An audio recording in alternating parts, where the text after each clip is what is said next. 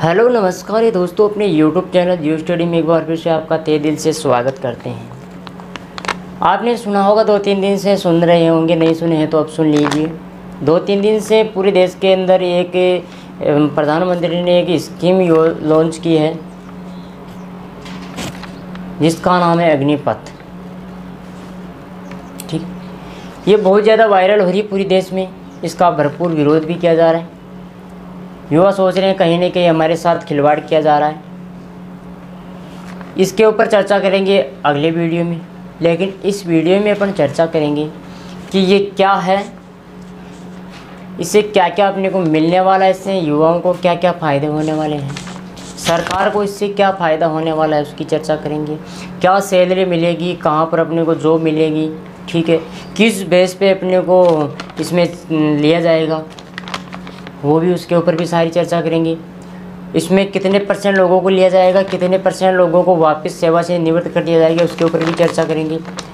4 साल सेवा में रहते समय क्या अपने को मिलेगा, क्या नहीं मिलेगा, उस पर चर्चा करेंगे। और इसमें सबसे महत्वपूर्ण चर्चा करेंगे, जो 75% युवा हैं सेवानिवृत्त होने के बाद घर लौटेंगे, उनको क्या मिलेगा और क्या नहीं मिलेगा, यह सबसे महत्वपूर्ण है। उसके ऊपर लास्ट में चर्चा करेंगे, जो सबसे महत्वपूर्ण चर्चा करेंगे उसके ऊपर। तो वीडियो को लास्ट तक ज़रूर देखें, स्किप करके न देखें, पूरी चीज़ आपको समझना है। युवाओं के भाग्य के लिए ही है ये, ठीक है। तो ये योजना है अग्निपथ, ये सेंट्रल गवर्नमेंट ने लॉन्च की है, ठीक है। इस अग्निपथ के माध्यम से जो युवा सेना में अपनी सेवाएं देंगे उनको कहेंगे अग्निवीर, अग्निवीर कहेंगे। अब ये जो स्कीम, इसको लॉन्च करने का प्रमुख उद्देश्य क्या था भाई? जितने भी 32 लाख भूतपूर्व सैनिक हैं उनको पेंशन के रूप में करोड़ों रुपए सरकार दे रही है। उस पेंशन के रुपये को बचाना चाहती है वो, और कहीं न कहीं इसका प्रमुख उद्देश्य यह भी है कि वो उस पैसों को बचाकर सेना का आधुनिकीकरण करें, सेना के ऊपर उस पैसे को खर्च किया जाए,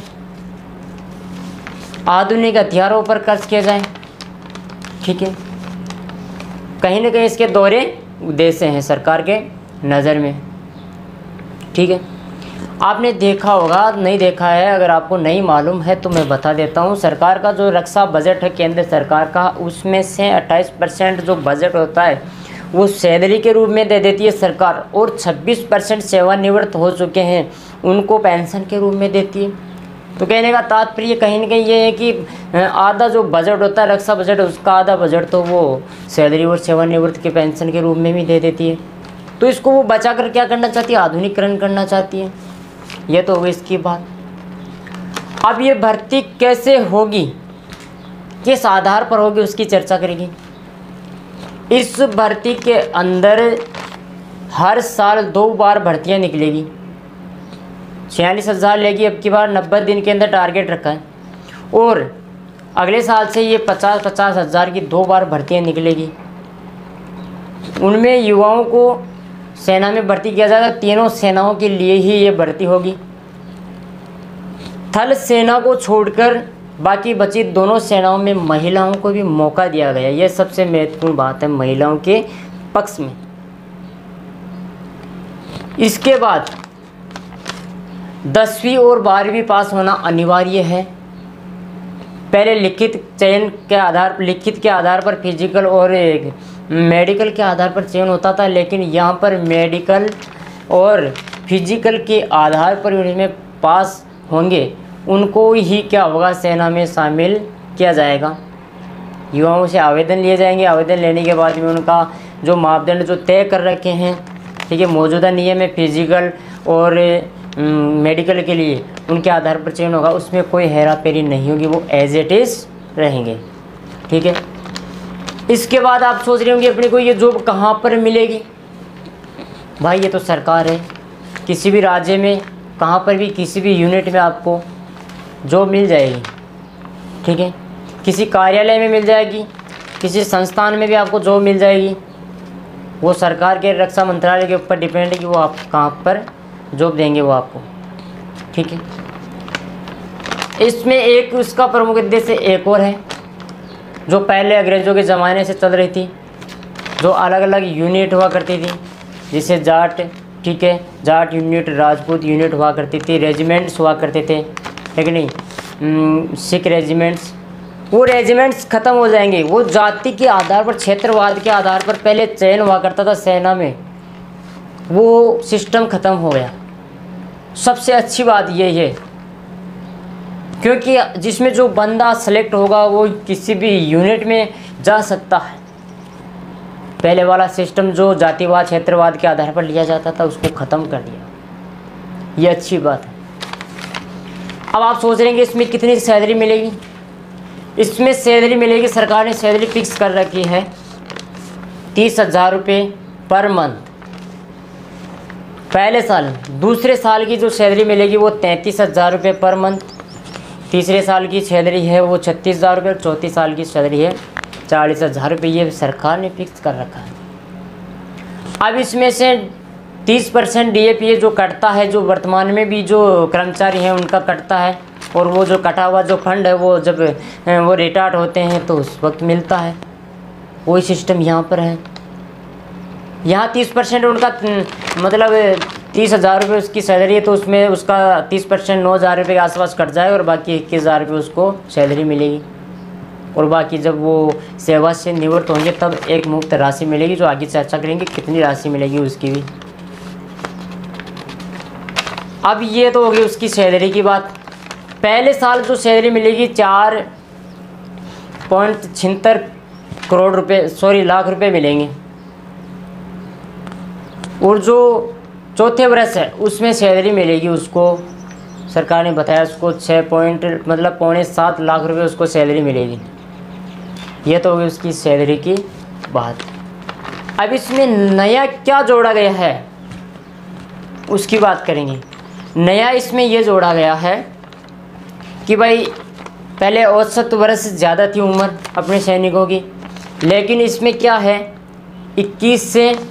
17.5 से लेकर 21 साल के युवाओं को मौका दिया था, लेकिन आज के पेपर में आया कि सरकार ने बदल दिया है। इसकी उम्र 21 साल से बढ़ाकर 23 साल कर देगी। 17.5 से 23 साल के युवाओं को ही इसमें मौका मिलेगा।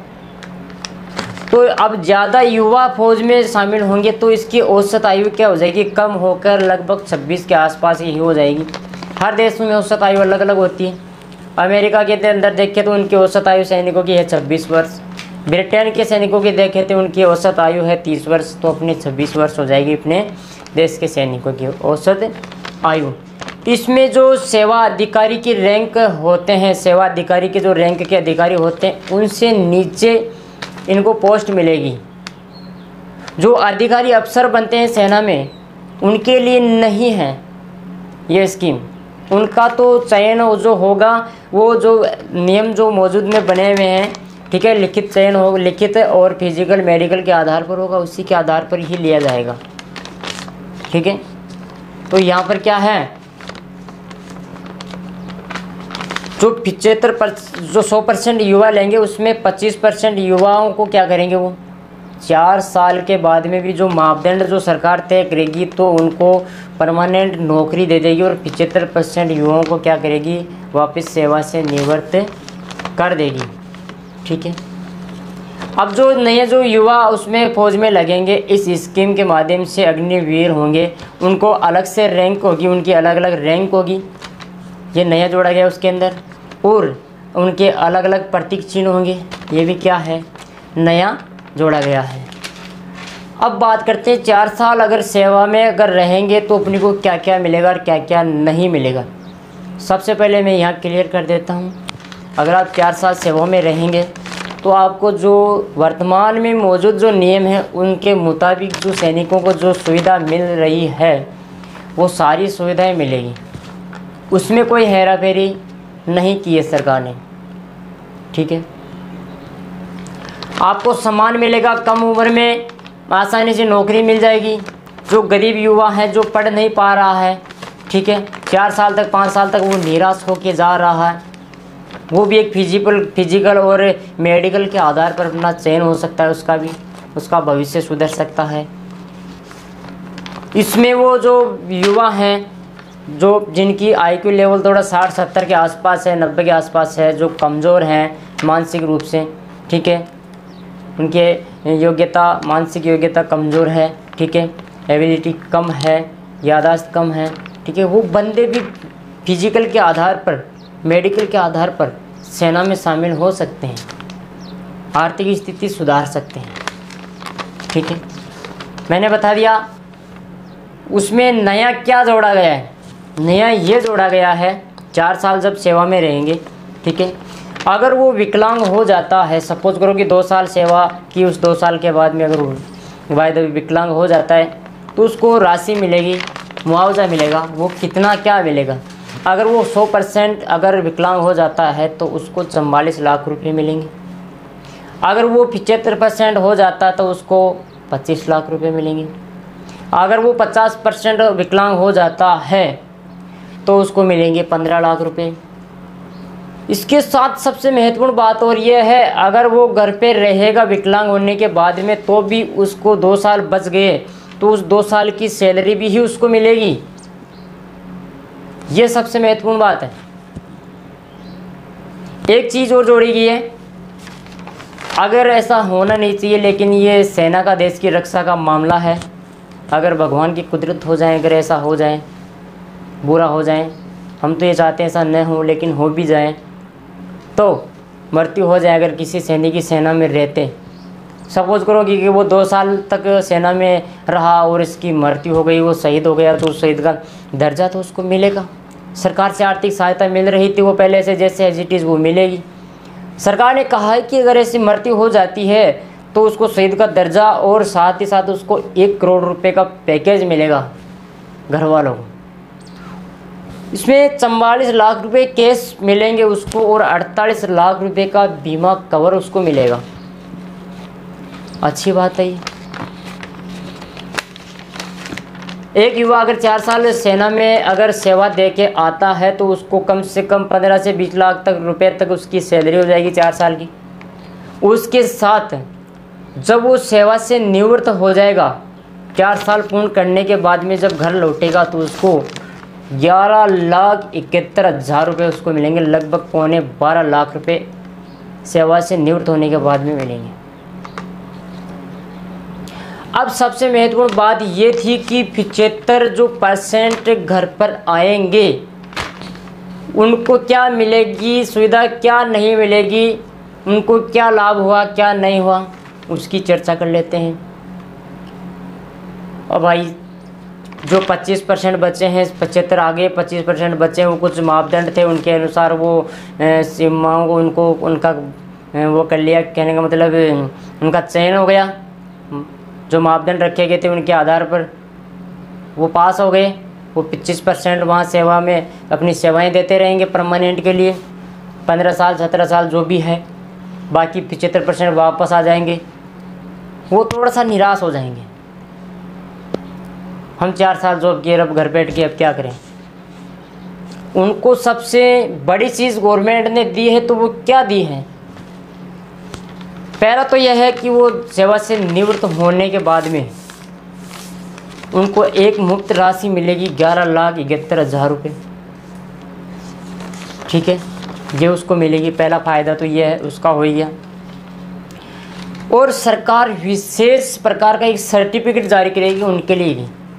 उस सर्टिफिकेट के माध्यम से अगर वो बंदा कहीं प्राइवेट सेक्टर में जॉब करना चाहता है तो उसको आसानी से जॉब मिल जाएगी, या अपना रोज़गार लगाना चाहता है, व्यवसाय करना चाहता है, तो उसको अगर लोन की ज़रूरत है तो सरकारी बैंक से या किसी प्राइवेट बैंक से उसको लोन आसानी से उपलब्ध हो जाएगी, आसानी से लोन मिल जाएगा उस सर्टिफिकेट के आधार पर।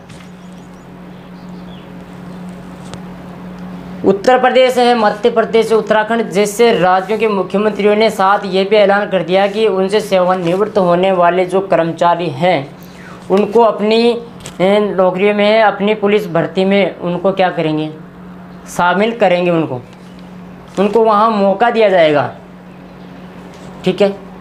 जो सेवा से निवृत्त होने के बाद में जो फौजी हुआ करते थे, पहले जो नियम था कि वो अन्य सेवाओं में जाना चाहते हैं तो उनको उनके लिए अलग से कोटा होता है, कम नंबर लाने पड़ते हैं, ठीक है। और उनको फिजिकल वो करने की ज़्यादा ज़रूरत नहीं पड़ती है, आसान हो जाते हैं, वहाँ आसानी से उनको नौकरी मिल जाएगी, ठीक है। साथ रक्षा मंत्री ने यह भी बताया है कि निराश होने की ज़रूरत नहीं है 75% जो युवा हैं उनको, क्योंकि उनको केंद्रीय सशस्त्र बल असम राइफल्स में प्राथमिकता दी जाएगी। इसमें कहाँ दिक्कत है, कितनी बड़ी बात है। और यहाँ पर इनको क्या नहीं मिलेगा, वो चीज़ है, इनको पेंशन नहीं मिलेगी सेवा से निवृत्त होने के बाद। भाई सरकार तो यही तो चाह रही है ना, पेंशन तो नहीं देना चाहती है सेवा से निवृत्त होने वाले कर्मचारियों को, वही तो पैसा अपने पास रखे आधुनिकीकरण करना चाहती है सेना का। तो मेरे प्यारे दोस्तों, आपको अच्छे से वीडियो समझ में आया होगा। इस वीडियो को ज़्यादा से ज़्यादा लोगों तक आपको शेयर करना होगा, ठीक है। अब एक युवा है जो बेरोज़गार है, अगर वो 4 साल रोज़गार कर लिया तो उसके पास 30 लाख रुपए की इनकम हो जाएगी लगभग। तो बताओ इसमें क्या बुराई है, कहाँ गलत है ये योजना। 30 लाख रुपए मायने रखते हैं उसके, वो अगर पूरी ज़िंदगी में 30 लाख रुपए कमाता तो वो 4 साल के अंदर 30 लाख रुपए कमा के अपने बजट में अपने जेब में पॉकेट में रख रहा है।